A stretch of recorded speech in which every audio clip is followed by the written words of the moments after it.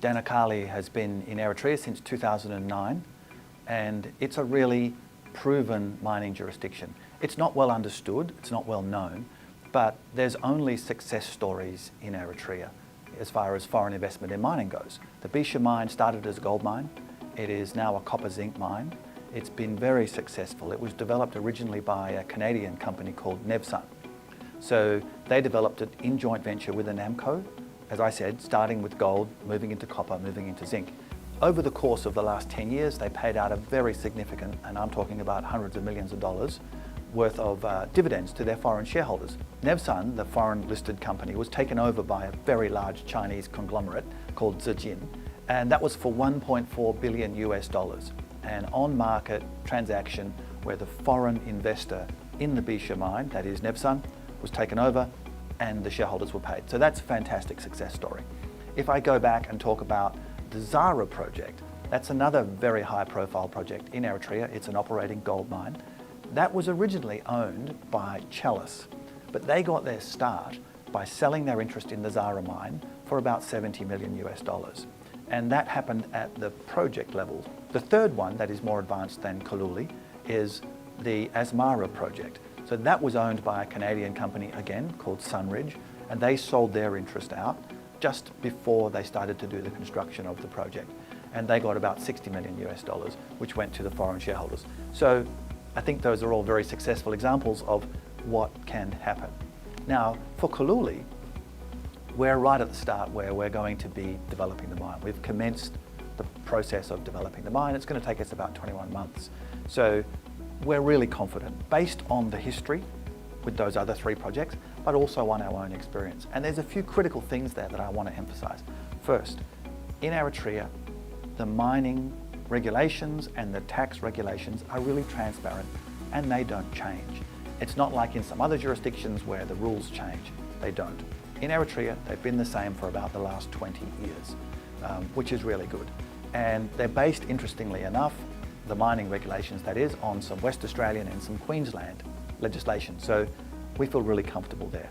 Same thing in the tax space, very consistent, doesn't change. And there are no special deals. Every mining project in Eritrea has exactly the same tax framework. Nobody gets tax holidays, nobody gets any special breaks, which also gives you comfort. But what they do is allow you to depreciate all of your capital expenditure in a straight line over 4 years. And so what that means in a business sense for us is that Kaluli probably doesn't pay any income tax for about 6 years. As we reinvest, so we put further capital in for Module 2, Module 3, to expand the rock salt, to put out the gypsum, etc.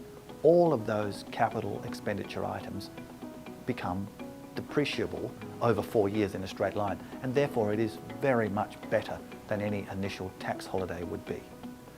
It leads me to the next point, which is that there is zero corruption in Eritrea. Every person who's been there that I've spoken to will tell you the same thing. The system is transparent and there is zero corruption. I know that some people might find that to be a little bit unusual, but it's one of those refreshingly unusual things which I think we should celebrate. Another really important distinguishing feature about Eritrea and about Asmara is that it's extremely safe and very peaceful. That's my own personal experience. That's the experience of everybody I've spoken to who's been there. They will tell you that Asmara is special and Eritrea is special because it's so safe and so peaceful and so welcoming. There is a lot of community support in Eritrea for what we're doing at Kaluli. I think most importantly because there'll be 600 direct jobs at Kaluli, which is very significant in Eritrea. Indirectly, there'll be about 10,000 jobs created by Kaluli. It means wealth creation, that means improvement in livelihoods and increased opportunity for people. We will be sourcing people, skilled and unskilled, from the entire country. So this really makes a big difference. And that, I think, explains why we have such strong community support, not just from government at the central level and at the provincial level, at every level, to the person in the street. Eritrea became an independent country in 1991. So this year, 2021, they're celebrating the 30th anniversary of their independence. In the broader geopolitical sense, they're part of the Horn of Africa. So if you look to the north, you've got Sudan. If you look to the west, you've got Ethiopia. If you look to the south, you've got Djibouti, and then you've got Somalia further to the south. Across the Red Sea to the east, you have Saudi Arabia. Now that whole region has been undergoing a geopolitical renaissance. And it began with the fact that Eritrea and Ethiopia in 2018 finally reached a permanent peace agreement. If you look more broadly, Africa is about to undergo its renaissance. Everyone is talking about the fact that economic growth and population growth is going to be focused on Africa. Eritrea is at the very center of that. It's sometimes called the key to Africa. And I think it is, especially when you talk about food security and food nutrition security. Eritrea's domestic political structure was established specifically to avoid the problem of tribalism. So no political zone is controlled by any one tribe. They drew the boundaries effectively in a way that meant you couldn't have that situation arise. The other important point, given where Eritrea sits in the world, is around religion.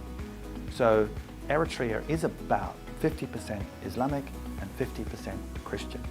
But it essentially is that you can be whatever religion you like and you can follow that religion. But when you come outside and you're on the street, you're an Eritrean first and foremost. That makes it fundamentally different to most of Africa and fundamentally more stable and more peaceful. And when you have stability and you have peace and you have a very supportive population, I think that leads to prosperity.